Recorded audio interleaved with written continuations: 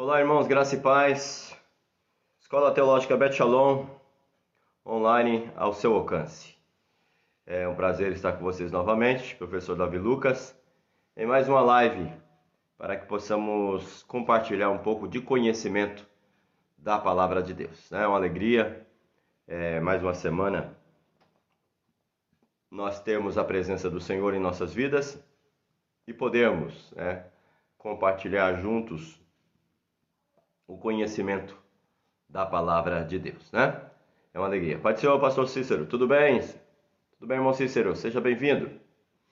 Esperar os nossos irmãos entrarem e a gente começa já o nosso diálogo, continuando falando sobre o livro de Marcos, né? É uma alegria. Paz, Karina. Deus abençoe o povo aí de Franco da Rocha. Uma alegria ter vocês conosco. Os irmãos que puderem já compartilhando aí a live, convidando outras pessoas, né? É uma alegria, tá bom? Vamos juntos. Gostaria de pedir a você que você já deixasse a sua Bíblia aí de lado, a sua apostila, deixa tudo preparadinho, né? Para que juntos nós possamos iniciar mais uma vez o estudo da Palavra de Deus, né? Glória a Deus por isso. Vamos esperar os nossos irmãos entrarem. A gente já ora e começa o nosso trabalho. Irmã Andréia, seja bem-vinda. Graça e paz. Obrigado, irmão Cícero. Deus abençoe. Deus abençoe por ter compartilhado aí. Convide outras pessoas aí. Glória a Deus. Abel, faz aquele trabalhinho para nós, Abel. Coloca lá no grupo lá da escola. Convida todo mundo aí. Graça e paz, meu Amarilson. Que bom ter você conosco, meu amigo. Que alegria. Glória a Deus por isso. Que bom. Gi, graça e paz. Que bom. Hoje temos aí um grupo de pessoas seletos, né? Para que possamos juntos estudar a palavra de Deus. Glória a Deus por isso. Certo? Nós paramos na apostila, na página 15. Pega a sua apostilinha aí na página 15, já abre lá. Deixa tudo pronto. Quero aqui dar uma satisfação aos irmãos, né? Tem alguns irmãos nossos que estudaram conosco aí o curso de como ler e interpretar a Bíblia. Estou devendo um certificado para vocês, mas já consegui já um meio de fazer a assinatura digital. Já mandei para algumas pessoas. Logo, logo o seu certificado chega para você aí também, tá bom? Claudinho, graça e paz, seja bem-vindo. Muito bom ter você conosco. Vamos orar? Vamos pedir a Deus a sua bênção, a sua graça sobre nós, seu poder. E já iniciando também o nosso trabalho aqui. Tá bom? Amém? Oremos ao Senhor. Pai Santo, te louvamos por tua graça, pelo teu poder, pelo teu amor, pela oportunidade que o Senhor nos dá de podermos juntos estudarmos a tua palavra nesse ambiente, essa sala virtual, em que muitos estão conosco agora e muitos também assistirão depois desta live. Somos gratos a ti pela vida, pela salvação que Jesus Cristo nos deu, pela redenção através do sangue de Jesus em nossas vidas. Perdoai os nossos pecados e ensinai-nos a viver uma vida justa diante de ti. Abençoai a nossa nação, abençoai os nossos irmãos, os nossos governantes, as autoridades constituídas nesse país, os médicos, enfermeiros, infectologistas, pessoas que estão trabalhando, engajados na luta contra essa pandemia, não só no Brasil, mas como no mundo. Que a tua boa mão seja estendida para abençoar, para socorrer, para dirigir as nossas vidas pelo caminho da fé, da graça e do amor. Te louvamos por tudo, pedindo a tua bênção sobre a nossa fala nesta noite. Nos dê inspiração para falar, nos dê entendimento para compreender. Faça-nos lembrar de tudo quanto for necessário para falar aos teus filhos nessa noite e juntos podemos estudar a tua palavra. Te louvamos por tudo, em nome de Jesus. Amém. Glória a Deus. Vamos lá, irmãos. Vamos lá, deixa eu ver. Aqui entrou mais. Vamos lá. Pastor Olício, graça e paz, pastor Olício. Que alegria ter o Senhor conosco. Pastor Paulo, graça e paz. Irmã Cristiane, Macedo, Gi. Graça e paz a todos aí. Muito bom ter vocês conosco, tá bom? Vamos lá, pedindo para você compartilhar aí a live. Coloca nos grupos pra gente aí, faça o que vocês puderem. Se quiser abrir algumas salas, de vídeo aí também, abra. Para nós hoje é uma alegria estar com vocês e podemos compartilhar um pouco mais da palavra de Deus. Página 15 da apostila, Jesus no Evangelho de Marcos. Deixa a sua Bíblia aberta, nós vamos ler alguns textinhos hoje, né? E continuarmos lendo a nossa apostila aí, tá bom? Vamos lá? Nós havíamos iniciado já a nossa leitura. Obrigado, Abel.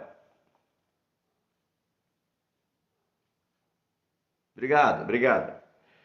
Nós havíamos iniciado já na aula passada, bem no iniciozinho desse terceiro ponto, mas vamos retomar de novo para que a gente possa compreender um pouco melhor. 3 seria o 3.1, né? Jesus, nos Evangelhos de Marcos, ele é retratado como o Messias. Jesus, ele é visto como o Messias no Evangelho de Marcos. Messias é uma palavra hebraica que vem do hebraico Mashiach, quer dizer ungido, né? Ungido ou consagrado, aquele que Deus ungiu.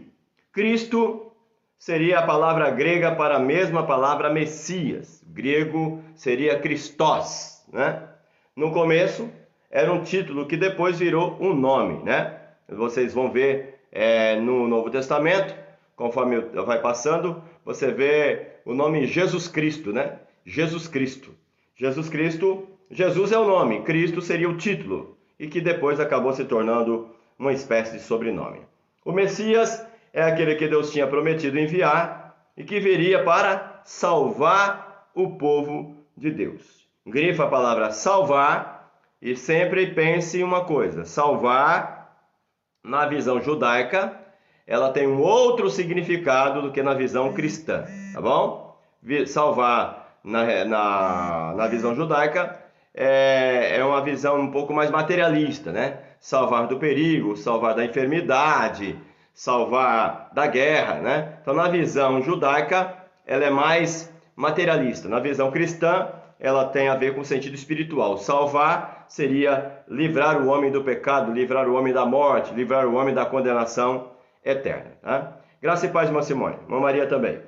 Certo? Então, vamos lá. O Evangelho de Marcos começa com uma boa notícia a respeito de Jesus Cristo. Boa notícia a respeito de Jesus Cristo. Quando Pedro declara que Jesus é o Messias. Capítulo 8, versículo 29 de Marcos. Vamos lá. Capítulo 8, versículo 29 de Marcos. O que está escrito? 8, 29 está escrito. Então, lhes perguntou: mas vós, quem dizeis que eu sou? Respondendo Pedro, lhe disse: tu és o Cristo, tu és o Cristo. Então veja bem que Pedro, ele vai dizer: tu és o Cristo. No singular, tu és o Cristo, ou seja, tu és ungido, tu és aquele que havia de vir. Pedro, como um bom judeu, como um bom homem religioso temente a Deus, ele sabia, ele reconheceu que Jesus, ele era aquele das quais as profecias falavam a respeito dele. Jesus, ele é o Messias, né? Bem-vinda, irmã Roseli, seja bem-vinda. Que bom ter vocês conosco aí. Glória a Deus. Vamos lá. Estamos na página 15, no Messias. Quando Pedro declara que Jesus é o Messias, começa uma nova etapa decisiva no trabalho público de Jesus. Ele ensina a seus discípulos que o Messias deveria sofrer. O Messias precisaria sofrer. O que tem a ver o sofrimento na vida do Messias na visão judaica do Antigo Testamento? Na visão judaica do Messias no Antigo Testamento, né, o sofrimento não cabe. A palavra sofrimento, ela não cabe na visão judaica de Messias do Antigo Testamento. Portanto, quando a Bíblia vai trabalhar essa questão do sofrimento do Messias, ela acontece de uma maneira um pouco diferente do que os judeus esperavam. Se bem que o próprio Isaías disse que o servo sofredor viria, né? Que ele veria o trabalho de suas mãos, do seu sofrimento, e ficaria satisfeito, né? Isaías está dizendo que Jesus, ele viria e ele sofreria pela humanidade. Só que na visão judaica, eles esperam um Messias político, um Messias governante, um Messias que os livra da opressão romana. Por isso, a palavra sofrimento associado a Messias, na visão judaica, ela não cabe. ela vai caber mais na visão cristã. E mesmo para os discípulos, ali os discípulos de Jesus Cristo, quando começam o seu ministério, eles não têm facilidade de entender que o Messias deveria sofrer. Porque na visão judaica, que os discípulos são judeus, eles temem a Deus, mas eles são judeus também. Na visão dos discípulos, o Messias havia vindo para montar em um cavalo ou em uma mula e se autodeclarar rei e livrar Israel da opressão política romana, tá bom? Então é necessário a gente explicar isso. O título Filho de Davi, né? Também é outra maneira de se dizer que Jesus ele é o Messias. Se bem que o título Filho de Davi, ele vai se encaixar numa visão um pouco diferente, né? Também é na visão judaica, na visão judaica política, né? Porque se Davi, ele foi rei, ele foi do segundo monarca e o principal monarca da história de Israel, Jesus, ele é filho de Davi no sentido carnal, no sentido sanguíneo, porque Jesus ele vem da descendência judaica, ele vem de toda essa carga de descendência humana da linhagem judaica de Davi. Por isso, ele é chamado também de filho de Davi. É lógico que quando o cego vai chamar Jesus Cristo de filho de Davi, ele está tendo, de certa forma, um insight, uma revelação de Deus, mostrando para as pessoas que aquele que estava passando perto dele ali era aquele que a palavra de Deus havia profetizado a respeito dele. Então, o título Messias, descrito no Evangelho de Marcos, ele é mais explicado, ele é mais detalhado do que no Evangelho de Mateus. A expressão Messias, né? A expressão Messias no Evangelho de Mateus é uma expressão mais compreendida pelos judeus, é uma expressão um pouco mais comum para eles, né? Mas aqui em Marcos vai falar sobre o Messias e vai trazer explicações a respeito deles, tendo em vista que a sua plateia, o seu público que está lendo o seu Evangelho é os romanos. E os romanos são gentios convertidos ao cristianismo, né?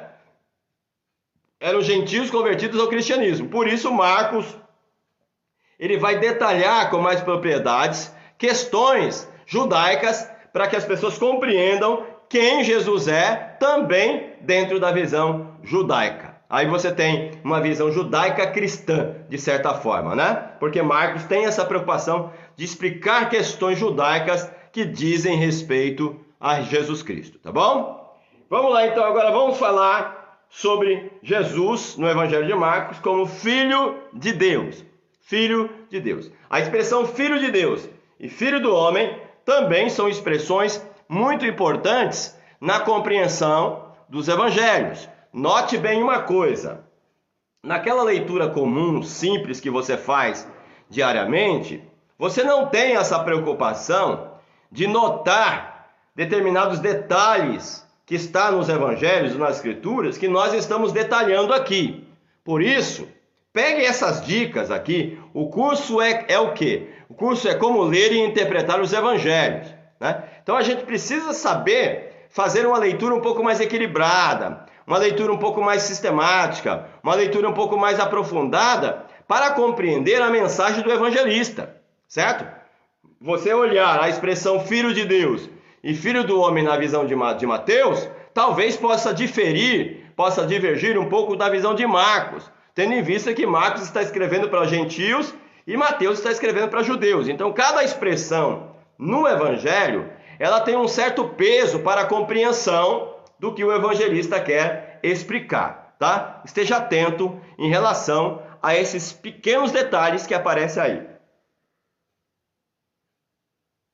Desculpa aí o bocejar. Filho de Deus é o título que é dado a Jesus quando se faz ouvir a voz dos céus na ocasião do seu batismo. Vamos abrir lá em Marcos, no capítulo 1, no versículo 11.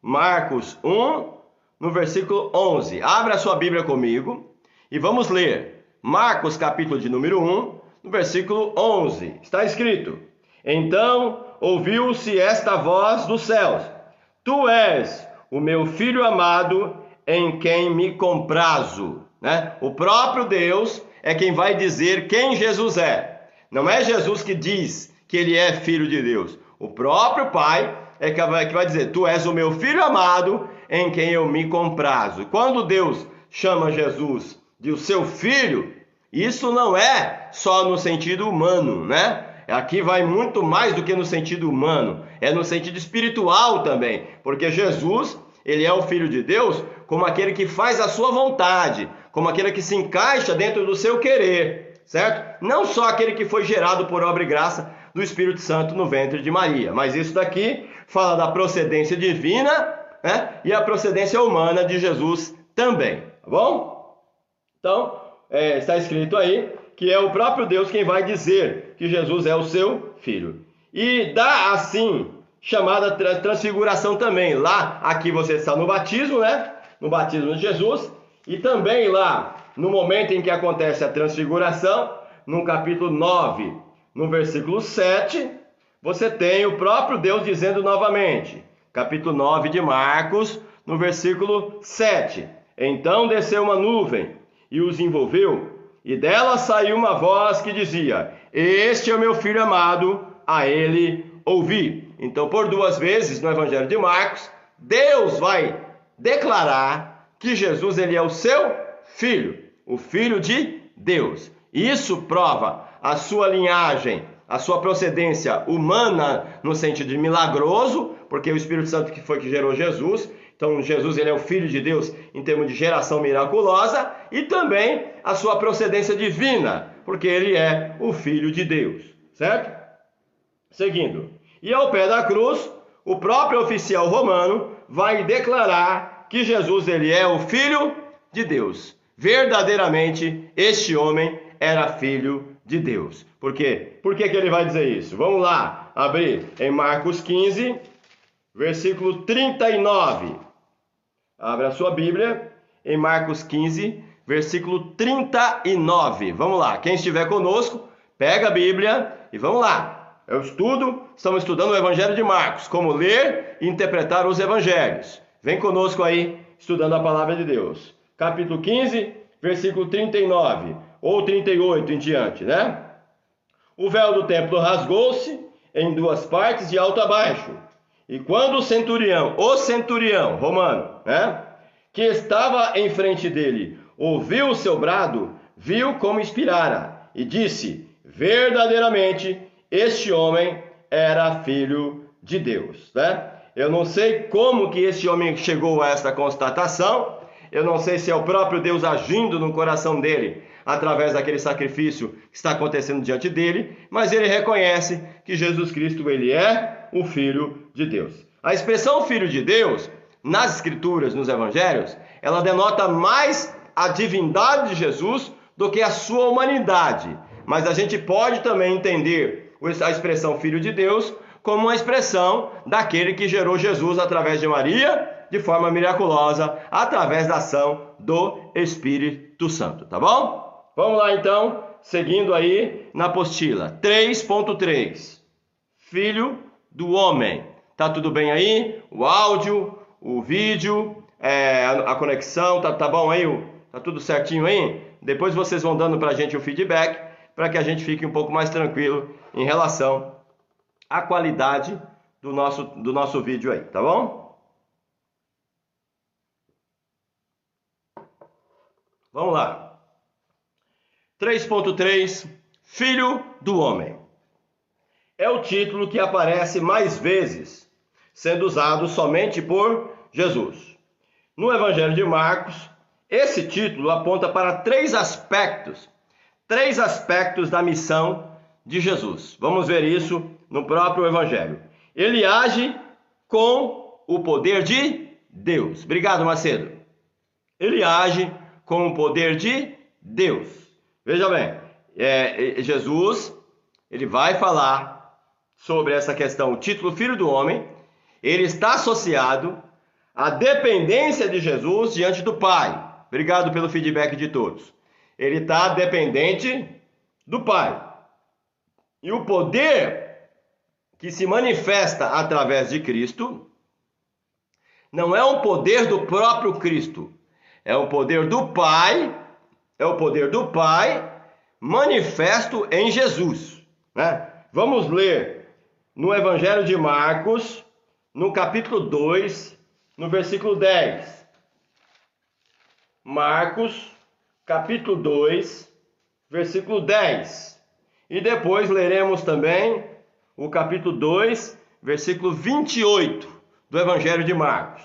Marcos, capítulo 2, versículo 10 e depois o 28. Está escrito: ora, para que saibais que o Filho do Homem tem na terra poder para perdoar pecados, disse ao paralítico: a ti te digo, levanta-te, toma o teu leito e vai para a tua casa. Veja bem que nesse contexto em que acontece essa cura aqui, os judeus estão questionando Jesus, né? Quando Jesus perdoa, quando eles descem aquele paralítico ali diante dos pés de Jesus, na sua presença, Jesus olha para aquele homem e diz: os teus pecados estão perdoados. E eles perguntam, eles questionam: quem és tu? Quem é você para perdoar pecado, tendo em vista que só Deus pode perdoar pecados? Aí Jesus Cristo, ele vai usar de estratégia, vai usar de sabedoria, nesse contexto, né? Dizendo lá no versículo 8, né? Porque razoais sobre essas coisas em vossos corações, né? Sobre o fato de Jesus Cristo dizer ao homem: perdoados estão os seus pecados. E aí Jesus diz: qual é mais fácil dizer ao homem, dizer ao paralítico: estão perdoados os seus pecados? Ou dizer ao paralítico: levanta-te e anda, né? Aí ele diz: ora, para que saibais que o Filho do Homem tem poder na terra para perdoar pecado. Este poder que Jesus Cristo tem não é um poder dele propriamente dito, é um poder do Pai, manifesto nele, porque aqui ele diz: para que vocês saibam que o Filho do Homem tem poder na terra. O Filho do Homem aí, ele é descrito como aquele que é dependente do Pai, é o servo do Pai, é aquele que faz o que o Pai quer que de fato seja feito. Então ele diz: para que vocês saibam que o Filho do Homem tem poder na terra para perdoar o pecado, ele diz: eu disse ao paralítico: levanta-te e anda. Ou seja, Jesus Cristo já tinha dito: já perdoaram então os seus pecados. Por que agora, em vez de dizer de novo, perdoados são os pecados, ele vai dizer ao paralítico: levanta e anda? É porque na visão judaica, a doença que estava na vida deste homem era resultante do pecado, né? Era, na visão judaica, a doença, ela era consequência do pecado. Assim sendo, se Jesus curasse a enfermidade daquele homem, o pecado daquele homem não poderia ser comprovado na vida dele. Assim sendo, Jesus Cristo curou e ao mesmo tempo também tirou os pecados daquele homem, perdoando os seus pecados em si, né? Então é interessante esse texto. E o Filho do Homem é esse aí, aquele que tem o poder não dele, mas do Pai. Versículo 28, está escrito: portanto, o Filho do Homem até do sábado é Senhor, né? Continuando, Filho do Homem, o segundo aspecto da missão de Cristo no Evangelho de Marcos. Primeiro, é que ele tem poder, ele age com o poder de Deus. Segundo, ele será rejeitado, ele vai sofrer. O Filho do Homem vai sofrer. O Filho de Deus não tem como sofrer. O Filho de Deus não tem como morrer. O Filho de Deus não tem como ressuscitar, porque ele é Deus. Ele é Deus. Mas o Filho do Homem, nesse sentido humano, ele sofre, ele morre e ele ressuscita. Leiamos capítulo 8, versículo 31 do Evangelho de Marcos. Capítulo 8, versículo 31 do Evangelho de Marcos. Então, começou a ensinar-lhes que importava que o Filho do Homem sofresse muitas coisas, fosse rejeitado pelos anciões, pelos principais sacerdotes e pelos escribas, fosse morto e depois de 3 dias ressuscitasse ou ressurgisse. Então você tem aí o seu sofrimento, a sua morte e a sua ressurreição. Você tem três fatos sobre Jesus dentro do aspecto sofrimento, né? E isso está muito patente. Jesus só pode morrer, só pode sofrer, só pode ressuscitar porque ele é homem. Porque ele é homem. Deus não ressuscita, porque Deus não morre, né? Mas, lógico que a gente não vai entrar nisso, né? Mas a dupla natureza de Jesus está lá. O divino e o humano está lá. Mas não foi o divino que morreu. Quem morreu foi o humano. o divino não morre, né? Marivaldo, seja bem-vindo. Vamos ler o capítulo 9, versículo 9 agora. 9:9. Ao descerem eles do monte, ordenou-lhe Jesus que a ninguém contasse o que tinha visto, até que o Filho do Homem ressurgisse dentre os mortos. Então veja bem, Jesus como ser humano, travou? Jesus como ser humano, ele se coloca diante de Deus, dependendo dele, né, para ressuscitar. Ele vai ressurgir dentre os mortos. Assim sendo, o Filho do Homem, ele é dependente do Pai, até mesmo para ser ressuscitado. Por isso, o título Filho do Homem tem a ver com Jesus no aspecto humano, tá bom? Travou aí, gente? Ah, tá normal. Deve ter sido a sua internet, irmã Zama. Tá bom? Deve ter sido a sua internet. Minha mana Miriam, está conosco hoje aí, né? Que bom ter você conosco. Um beijo, mana. Parabéns aí pelo seu aniversário, tá bom? Vamos lá. Filho do Homem. Capítulo 9, versículo 12 de Marcos. Quem está conosco agora, estamos estudando o Evangelho de Marcos. Marcos 9, versículo 12, está escrito: Respondeu-lhe Jesus: Em verdade, Elias virá primeiro e restaurará todas as coisas, porque, pois, está escrito que o Filho do Homem deve sofrer e ser rejeitado. Então, sofrimento, rejeição, morte, ressurreição tem a ver com o Filho do Homem. O título Filho do Homem, ele está associado mais à questão humana de Jesus, do que a sua questão divina, tá bom? É uma alegria. Maninha, seja bem-vindo. Pessoalzinho do Rio de Janeiro conosco aí. Obrigado, Maninha. Deus abençoe. Quer quiser compartilhar a live aí, se for ficar com a gente, pode compartilhar a live e convidar os cariocas para estudar conosco o livro de Marcos. Vamos lá. Leamos agora Marcos 9, versículo 31. Pega a sua Bíblia conosco. Abra ela aí no Evangelho de Marcos, capítulo 9, no versículo 31. Vamos lá. Porque ensinava os seus discípulos e lhes dizia: O Filho do Homem será entregue na mão dos homens. Eles o matarão e 3 dias depois ele ressuscitará. Né? Ele ressurgirá. O Pai ressuscitou a Jesus Cristo. E na sua condição humana, ele está dependente do Pai para sustentá-lo no seu sofrimento, na sua morte e na sua ressurreição. A ressurreição de Jesus, ela foi comprovadamente vista. Ela foi vista e comprovada. Por quê? Porque Jesus Cristo ressuscitou num corpo físico, humano. Se ele tivesse ressuscitado num corpo divino, se ele tivesse ressuscitado num corpo glorificado, a sua ressurreição não tinha como ser constatada.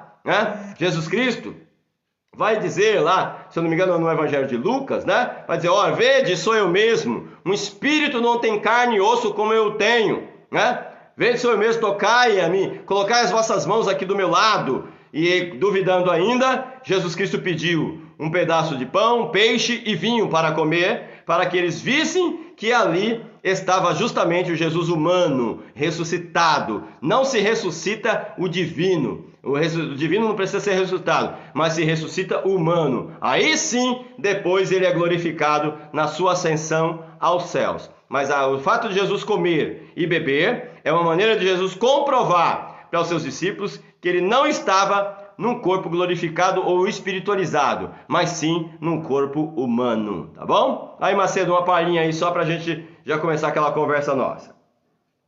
Vamos lá. Ele voltará com poder e grande glória. É interessante que no Evangelho de Marcos, o Cristo glorificado, o Cristo bendito, que vem dos céus já, depois dele subir aos céus, ele vai ser descrito também como Filho do Homem na visão de Marcos. Porque na visão de Marcos, ele é este homem que sofre, é o homem sofredor, é o homem trabalhador, é o homem de ação, é o homem de dores. Jesus Cristo é este homem de dores que está sendo descrito por Marcos aos romanos lá no seu evangelho. tá bom? Mas depois a gente conversa melhor sobre isso, é um assunto interessante, viu? Interessantíssimo. Vamos lá. Marcos 8, versículo 38. 8:38. Qualquer que nessa geração adúltera e pecadora se envergonhar de mim e das minhas palavras, também, o Filho do Homem se envergonhará dele quando vier na glória do seu Pai com os santos anjos. Aqui, obviamente que a expressão Filho do Homem aqui é mais para ressaltar o seu sacrifício humano, tudo quanto ele fez como homem aqui, mas ele vem como Filho de Deus glorificado, com poder e grande glória. Ele já não é mais o Filho do Homem lá nos céus. Ele já não é mais o Filho do Homem. Por quê? Porque ele já não está mais na sua condição humana, dependente aqui de Maria e de José. Ele já está na sua condição divina. E não adianta querer usar o termo Filho do Homem para dizer que Jesus está no céu com um corpo físico, tá? Ele é visto como Filho do Homem porque ele está no céu com um corpo físico. Jesus não está no céu com corpo físico. Está escrito em 1 Coríntios 15 que a carne e o sangue não podem herdar o reino de Deus. Se Jesus Cristo está agora no céu com um corpo físico, então ele está agora em uma condição humana, a qual ele nunca esteve durante toda a eternidade. Então Jesus, ele deixou de ser imutável e agora ele é uma coisa que ele não foi durante todo o tempo antes de se sacrificar e de se encarnar por nós ali para morrer na cruz, tá bom? Então, vimos aí que o Cristo voltará em glória. E ele também é descrito como aquele que vem em glória, né? Como Filho do Homem, aquele que vem manifestar a sua glória e o seu poder. Amém? Continuando. Do começo ao fim do seu trabalho, Jesus ordena às pessoas e aos demônios que não digam quem ele é. Por que Jesus tinha preocupação que os demônios e as pessoas não dissessem quem Jesus era? Por quê? Porque Jesus não queria que as pessoas se antecipassem na sua exaltação. Jesus não queria que as pessoas reconhecessem ele antes do tempo, né? Jesus ele tem a preocupação de que o entendimento a respeito dele, da sua morte, da sua ressurreição, ela se desse no momento certo. Por isso que Jesus pede para os seus discípulos não falarem quem ele é. Jesus não deixa os demônios falarem quem ele é, porque senão atrapalharia o tempo a mais que ele precisaria para cumprir o seu ministério todinho, tá bom? Aí você tem aí, pois isso somente poderia ser entendido mais adiante à luz do seu sofrimento, né? Morte e ressurreição. No ponto alto da história, quando estava sendo julgado pelo Conselho Superior, Jesus revela a todos quem ele é. Aí Jesus não tem mais problema de revelar quem de fato ele é, né? Está escrito aqui, é o Messias, o Filho de Deus e o Filho do Homem, que virá em breve com as nuvens dos altos céus. Vamos ler Marcos 14, versículos 61 e 62. Marcos 14, 61 e 62.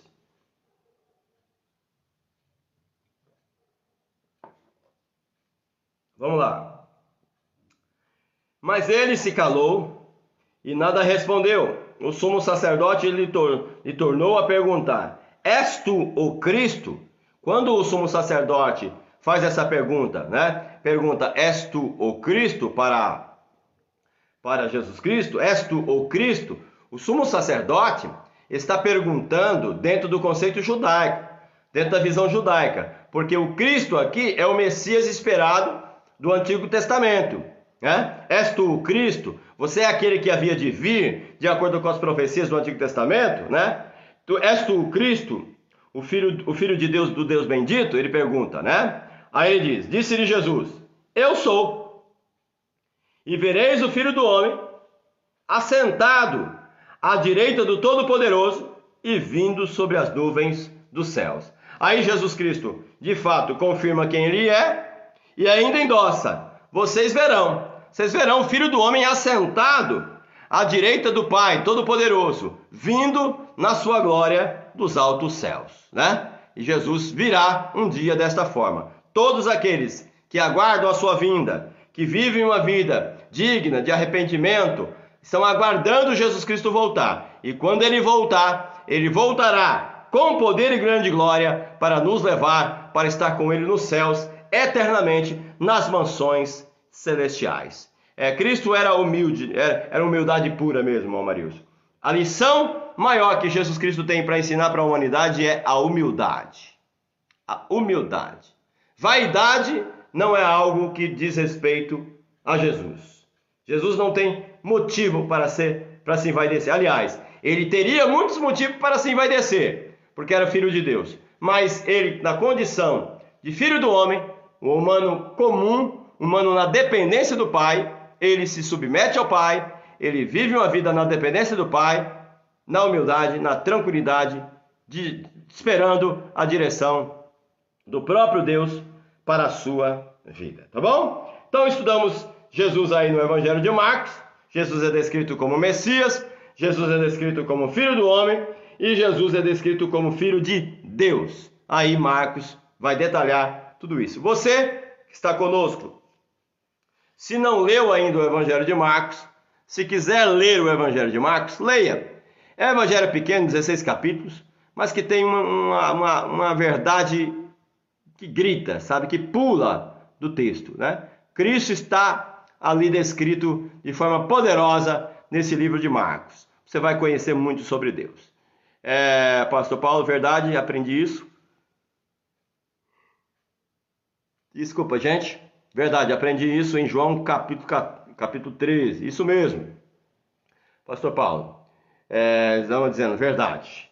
Vamos lá, agora vamos falar um pouco sobre o autor, sobre a data e o lugar onde foi escrito esse livro e os seus destinatários, né? Aqui é um ponto mais teórico, mas que também tem importância, porque é o estudo do evangelista, é o estudo do autor, é o estudo sobre o livro de Marcos, escrito por este homem importantíssimo na história da igreja cristã. Marcos, sobrinho de Barnabé, o primo de Barnabé, que foi cooperador de Paulo, cooperador de Pedro, foi companheiro de Lucas, foi companheiro de Barnabé em viagem missionária. Este homem é um homem importantíssimo para o estudo dele, né? Não dá para ignorar a importância desse homem no estudo da palavra de Deus, tá bom?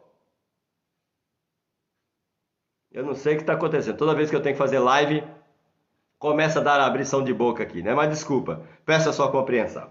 Vamos lá, autor. Não se sabe ao certo quem escreveu este evangelho, pois o nome do autor não aparece no texto bíblico. Se você for lá para o capítulo 1 do Evangelho de Marcos, você não tem nada escrito dizendo que Marcos é o autor deste evangelho. Está escrito no capítulo 1, no versículo 1.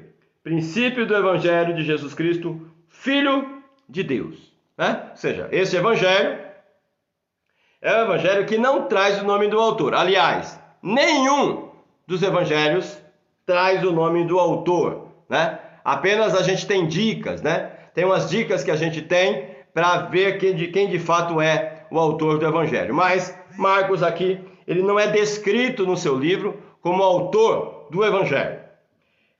Então nós não se sabe ao certo quem escreveu esse evangelho, pois o nome do autor não aparece no texto bíblico, né? Segundo uma antiga tradição, o livro foi escrito por João Marcos. João é o seu nome judaico e Marcos é o nome romano. De Jerusalém, companheiro de trabalho de Paulo e Barnabé, e era primo ou sobrinho de Barnabé, e filho de Maria, né? Ele era filho de Maria. Vamos abrir a nossa Bíblia no livro de Atos dos Apóstolos. Vamos lá para Atos dos Apóstolos. Atos dos Apóstolos, capítulo 12, versículo 12. Atos dos Apóstolos, capítulo 12, versículo 12. Atos dos Apóstolos 12 e 12. Depois de considerar ele nisto, foi à casa de Maria, mãe de João, que tinha por sobrenome Marcos, onde muitos se encontravam reunidos e oravam. Esse texto aqui é um texto interessante do livro de Atos dos Apóstolos, porque aqui a gente tem um relato da morte de Tiago e da libertação de Pedro da prisão, por conta de Herodes. Estava perseguindo aí já a igreja, né? Nesse contexto, quando Pedro foi liberto pelo anjo da cadeia, a primeira coisa que Pedro faz é ir para a casa de João Marcos, casa de Maria, né? A casa de Maria. Se ele de fato era sobrinho de Barnabé, então aqui nós temos a irmã de Barnabé, né? Se ele era primo, né, de Barnabé, de Marcos, no caso, né? Se ele era primo de Marcos, então a mãe de Marcos era sua irmã, no caso, né? E é interessante notar aqui que você tem aí mãe de João Marcos, que tinha por sobrenome Marcos, né? Onde muitos se encontravam reunidos. E batendo Pedro à porta do pátio, uma criada, veja bem que a mãe de João Marcos, Maria, ela tem uma criada chamada Rode, saiu para atender. É interessante notar que Marcos, dá-se a entender que Marcos, ele não é de uma família pobre, ele não é de família tão humilde assim. Ele tem uma mãe chamada Maria, ele tem uma empregada, tem uma criada dentro da casa, ele tem, de certa forma, uma condição de uma vida financeira até razoável. A história, a tradição, os comentaristas bíblicos vão dizer que Maria era uma mulher bem de vida. O próprio Barnabé, que é o seu primo, o seu tio, né? A Bíblia vai dizer que ele vendeu uma propriedade e colocou o valor da propriedade aos pés dos apóstolos, mostrando que ele tinha posse, porque se ele não tivesse posse, ele não teria vendido um terreno e não teria ofertado na igreja. Então aqui, esta casa descrita neste livro aqui, é a casa de Maria, é a mãe de João Marcos. E era aqui que eles se reuniam. A casa de Maria, lá em Jerusalém, ela se tornou um point, um lugar de reunião dos cristãos em Jerusalém. Os cristãos não podiam se reunir nas sinagogas, porque os judeus já estavam dedurando eles para os romanos, já estavam delatando eles para os romanos, dizendo para os romanos que eles não tinham nada a ver com o judaísmo. Era uma religião ilícita, era uma religião que colocava um Cristo como rei no lugar de César. Assim sendo, os romanos começaram a perseguir os judeus, os cristãos. Assim sendo, os cristãos não tinham liberdade para fazer culto em público e também não tinham liberdade para estar nas sinagogas. Onde os cristãos se reuniam? Nas casas. E uma das casas principais, onde aconteciam os cultos, onde aconteciam as reuniões em Jerusalém, era na casa de Maria, mãe de João Marcos. E Pedro, quando sai da cadeia, a primeira coisa que ele faz é ir para a casa de Maria, mãe de João Marcos, mostrando que essas pessoas têm importância demasiada na vida de Pedro. A gente falou na aula passada, na terça-feira passada, que Marcos escreveu um evangelho que não é dele. O evangelho de Marcos é de Pedro. O conteúdo do evangelho de Marcos é de Pedro. Então veja bem, por que Marcos vai escrever o evangelho de Pedro? Aí você vê, Marcos tinha uma certa proximidade com Pedro. Eles eram conhecidos. Pedro frequentava a casa de João Marcos. Por isso Marcos vai ser uma pessoa que vai estar associada à vida diária de Pedro. E a própria mãe de João Marcos é conhecida também de Pedro. Vamos ler o versículo 25 agora do capítulo 12. Versículo 25, de Atos aí. Barnabé e Saulo, havendo terminado aquele serviço, voltaram de Jerusalém. Voltaram de Jerusalém, levando consigo a João, que tem por sobrenome Marcos. Então veja bem que João Marcos, que é o autor desse evangelho, ele esteve presente ao lado da vida de Barnabé e também da vida de Paulo. Capítulo 13, no versículo 5 de Atos, você tem: chegados a Salamina, anunciavam a palavra de Deus nas sinagogas dos judeus e tinham também a João como auxiliar. Então você percebe que João Marcos é um personagem importantíssimo na história do cristianismo e um homem que está presente na vida de grandes homens de Deus, como Paulo, como Barnabé, como Lucas, como Pedro e etc. Então, o autor desse evangelho, ele é um homem importante na história bíblica e na história do cristianismo, certo? Então você tem aí a afirmação de Pedro, lá em 1 Pedro 5,13, pode significar que ele se converteu por meio de Pedro. Quem é Marcos para Pedro? Quem é Pedro para Marcos e quem é Marcos para Pedro? Vamos abrir a Bíblia na carta de 1 Pedro, capítulo 5, no versículo 1. 1 Pedro, capítulo 5, versículo 1. Abra a sua Bíblia, vamos lá. Estamos estudando a palavra de Deus. 1 Pedro, capítulo 5, versículo 1. Aos presbíteros que entre vós admoesto eu, que sou também presbítero com eles, e testemunha das aflições de Cristo, e participantes da glória que se há de revelar. Cadê o outro versículo? Aliás, é 1 Pedro 5,13, desculpa, estou lendo 5,1, mas seria o 5,13, né? 1 Pedro 5,13, está escrito: a vossa coeleita em Babilônia vos saúda, como também o meu filho Marcos. Essa expressão, meu filho Marcos, mostra que quem gerou Marcos na fé foi Pedro. Foi Pedro. Dá-se a entender que o Pedro gerou Marcos na fé, o Pedro foi o discipulador de Marcos, tendo em vista que Marcos já está presente lá na história de Jesus Cristo, enquanto Jesus já estava aqui na terra. Então, dá-se a entender que Marcos talvez tenha tido a influência de Pedro, Jesus Cristo tenha atingido Marcos através de Pedro, e que Pedro tenha sido o homem que discipulou a João Marcos. Por isso ele chama João Marcos de filho, e seria filho na fé. Aí você vê o porquê que Marcos escreveu um evangelho com o conteúdo de Pedro, porque eles estavam muito próximos um do outro, né? Pode significar que ele se converteu por meio de Pedro. Nos escritos patrísticos são os escritos que foram produzidos no primeiro, segundo e terceiro século, tá? Nos primeiros 4 séculos, há abundante evidência para a autoria de Marcos, né? Papias, Justino Marte, Irineu de Leão, Clemente de Alexandria, Tertuliano, Orígenes, Eusébio de Cesareia e Jerônimo. Todos eles concordam entre si que Marcos é o autor deste evangelho. Todos eles concordam entre si. Ou seja, a tradição cristã é concordante entre si de que Marcos foi de fato o autor deste evangelho. Então não tem como questionar mais nada. Se a tradição cristã do primeiro, segundo, terceiro, quarto século confirma que Marcos ele é o autor deste evangelho, então não tem como questionar mais isso, né? A tradição diz, então a gente acredita. O próprio Eusébio de Cesareia, no seu livro História Eclesiástica, ele vai relatar que Marcos escreveu um evangelho com as pregações de Pedro, com as falas de Pedro, né? Marcos, ele escreveu um evangelho através das falas de Pedro em Roma. Eusébio de Cesareia vai dar testemunho disso aí, falando sobre a autoria de Marcos em relação a este evangelho, tá bom?